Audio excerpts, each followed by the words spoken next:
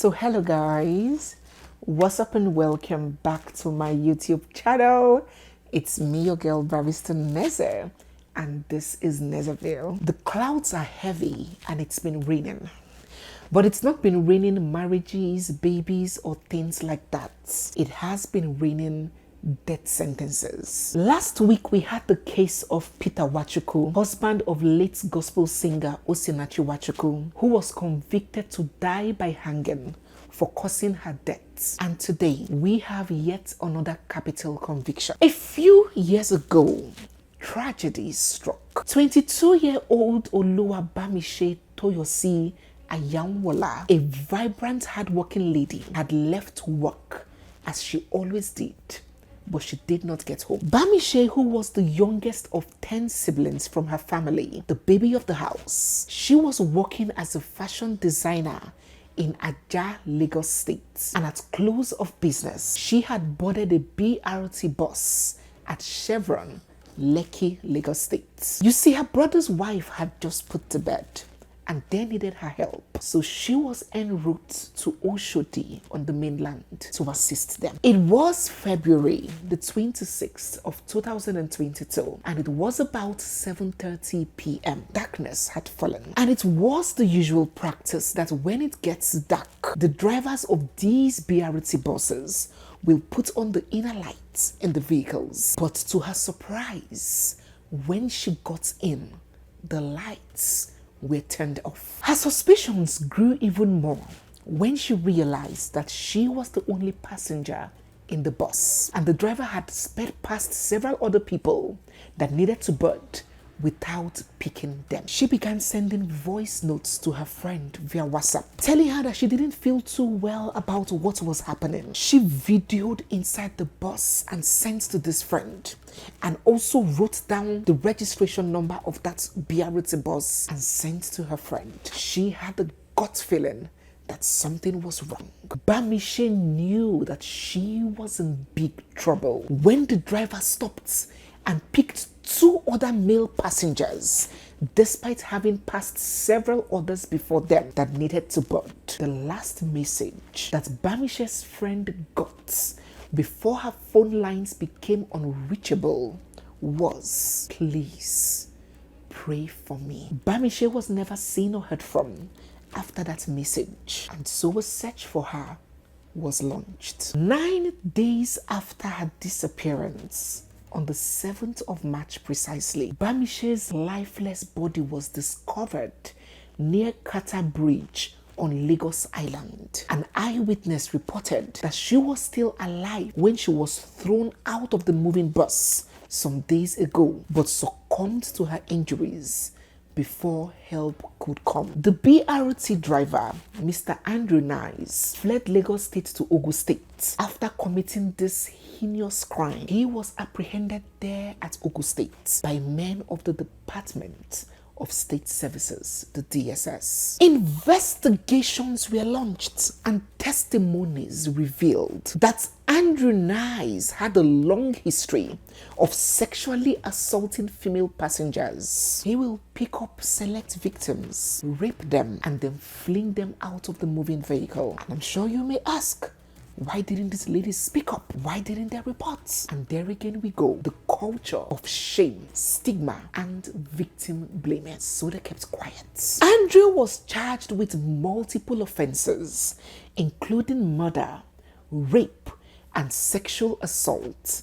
And in March of 2022, the trial commenced. 3 years after, in May of 2025, only a few days ago, the court passed its verdict. The presiding judge, Justice Sherifat, found him guilty of the murder of Bameish and also guilty of raping other victims who were present in court to testify. He has now been sentenced to die by hanging. Bameish's story will forever remain chilling. Murdered in cold blood in a public facility by a man who gets paid by public funds and taxes. Her only crime was committing no crime at all. So brave and courageous. Her speaking out, her raising alarm, her documenting the moments leading to her own death helped save and protect many other victims that could have come after her. Her voice will never be forgotten. May her soul rest in perfect peace. Please do drop your thoughts and your comments down below. Our next one is an update also on yet another sad story. I'm certain some of us have an idea of the story of KILLA BOY and his now late girlfriend Augusta, but I will give us a brief recap before this update, especially in the interest of those who do not have an idea about the case. Benjamin Best Nyarugo, who goes by the name and calls himself KILLA BOY, at the time of this incident was a 26-year-old Lagos-based socialite. He was a self-proclaimed millionaire punter who claims to have made almost £500 million from sports betting. KILLA BOY was known for flaunting wealth and an ostentatious lifestyle on social media. KILLA BOY was in a crazy wild romance with a young lady called Augusta. He said when I let them eat this ice cream out my ass crack. She was only 21 years. So bright and so beautiful. Augusta was a first-class student at Leeds City University. She also loved to identify as a fashion model and an Instagram influencer. Just like her boyfriend KILLA BOY, she also enjoyed showcasing a life of glitz, glam, a lavish lifestyle, and travels. My shit done. Augusta had gone to visit her boyfriend KILLA BOY at his residence at the Lekki area in Lagos, and according to his own later confessions, they got into an argument. During this fight, KILLA BOY stabbed Augusta multiple times all over her body in a fit of uncontrollable rage. After killing her, he wrapped her body in bed covers and left it inside his apartment for days to decay. He locked up the house and fled Lagos. Augusta's family and friends raised alarm when she stopped picking her calls and stopped responding to messages. And so on July 17th, 2023, the police were alerted and they broke into the apartment. Right inside the locked bedroom, Augusta's decomposing body was found. Reports revealed that she had suffered multiple stab wounds. Her body was beginning to rot, and there were visible signs of a struggle. On the same day Augusta's body was discovered and the news became public, KILLA BOY posted a lengthy confession on Instagram admitting to killing her. He said it was a mistake, claiming he loved her deeply and threatening to take his own life. A part of his Instagram rant read, "I ruined my life at the age of 26. Oh my God, I'm going crazy. I want to die. I'm in so much pains. I'm in so much pains. I'm in so much pains. I need help. I need help.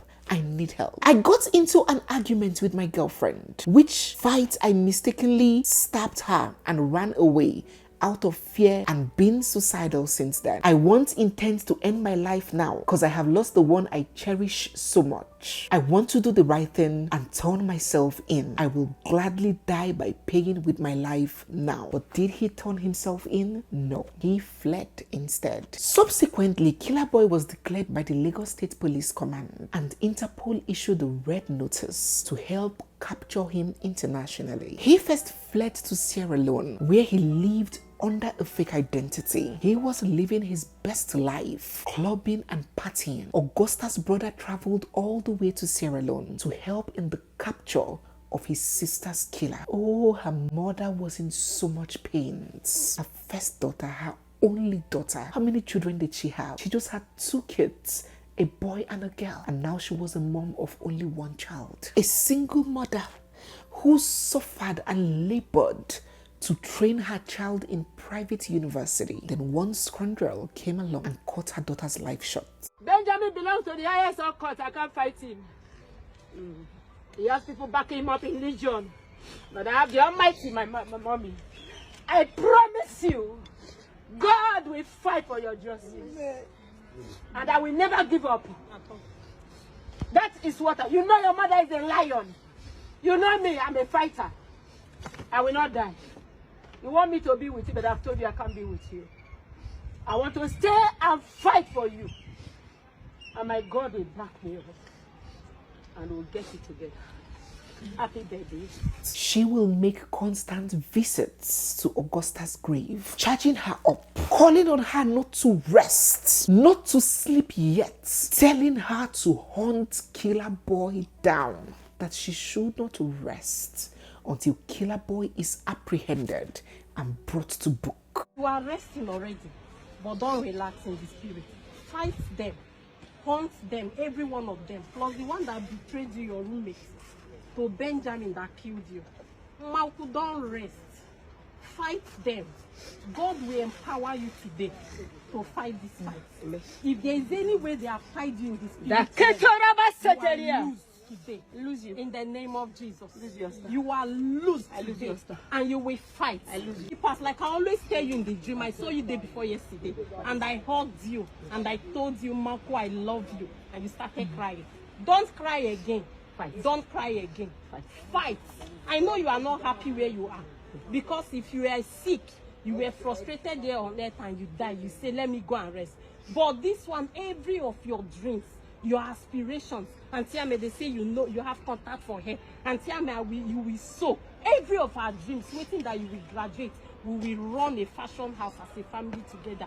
Benjamin came to the scene and cut everything short. Moku, don't rest, oh, rest one, but don't relax in the spirit. Fight them, hunt every one of them. Know that I love you, even in death. Heaven knows I love you. And it seemed as though she listened. So Killer Boy was arrested in Sierra Leone, and it brought a lot of celebration, some kind of relief to Augusta's mother and the public at large. Good morning, everybody. When my daughter was murdered, it was very, very difficult for me to come online. I couldn't hold it. That girl is that husband, his partner, my everything you can think of. So I was really short of words. And when they started chatting me up, Mommy, I'm sorry, it was a mistake. The way he wrote it, I thought maybe it was me. Oh yeah, come out, let's go to the police. He refused coming out. Then along the line, he started when he saw the poster that he wants to send money to me for burial. I said, I don't need money for burial, just come out. After some time, he changed the narrative again, that it was self-defense. I said, just come out. When you come out to the police, you will judge my mouth, you judge my daughter's mouth, you judge your mouth. I took you as a son. Then, after a while, after he posted the last one he posted, I'm the one peeping my daughter off from men, which I never did. He now blocked me off. He wasn't chatting me again since then. So at that point, I know, okay, there's no way to reach him again. So what I did, I sent his passport photographs to all my relatives, all my friends, all my families all over the world. And I told them he has tattoo on his body. That is the way to identify him. So along the line, my cousin in Liberia, in Sierra Leone, my cousin in Sierra Leone on the 1st hinted me, Auntie, I saw somebody exactly like this. So immediately, my son and another of my cousin, they went to Sierra Leone. But when they were in Sierra Leone, a day before they got there, they now declared him wanted. So because they declared him wanted, they started hiding. But then my cousin went there, met with the commissioner of police there, met with everybody, and talked, showed the picture of the corpse of my daughter, because they actually killed her and left her to rotting, actually killed her and collected her phone with her. So the police there has been working.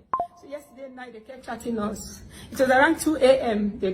when my cousins were there. They now went to the hotel he used to lodge. On getting to the hotel, it was a white man. The white man I said, no, they can't accommodate a murderer, but he has left their place.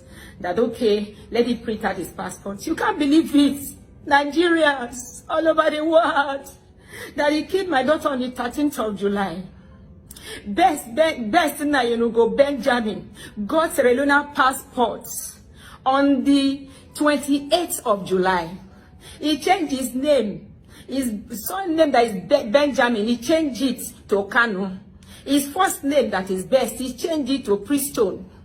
His middle name that is Nnayerugo, he changed it to Samuel. So with that passport and the local numbers, the police began to work for us for the past over 2 weeks now. To the glory of God, yesterday 2 a.m. in the night, Benjamin was caught. He has ever bragged that he can never enter handcuff. He's on handcuff. Nigerians, do what?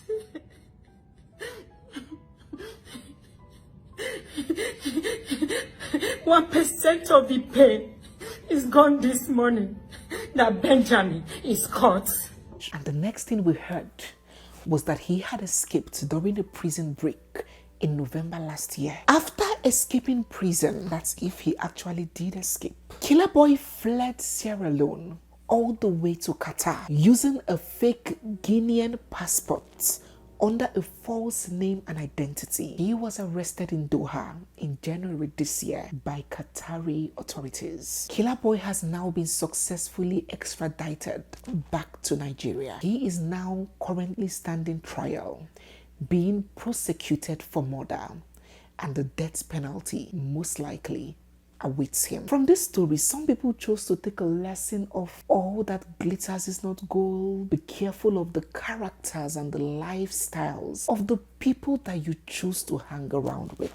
They wondered why a bright and promising first-class student such as Augusta will be found in the company of someone whose source of wealth cannot even be verified, such as KILLA BOY. They saw it as a reminder to young ladies that he has money should not be the only criteria to decide who one lets into one's space. But for some other people, it does go beyond this. The significance they hold to this incident is that Augusta's mother is one of the many statistics of the high rates of femicide in Nigeria, and how the law, the government and its agencies should do more to protect girls and women in this society. But whatever lessons or significance one chooses to draw from it, it is a great thing to know that KILLA BOY has eventually been arrested and extradited back to Nigeria, where he fled from and where he committed this heinous crime. The journey to getting justice for Augusta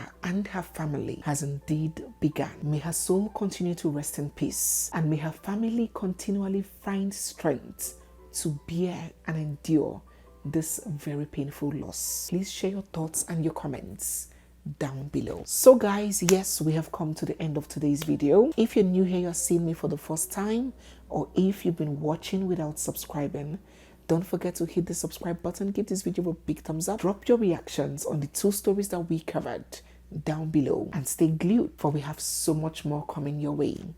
It's me, your girl Barrister Neze, and this is Nezeville. I'll see you guys in my next one. For now, bye.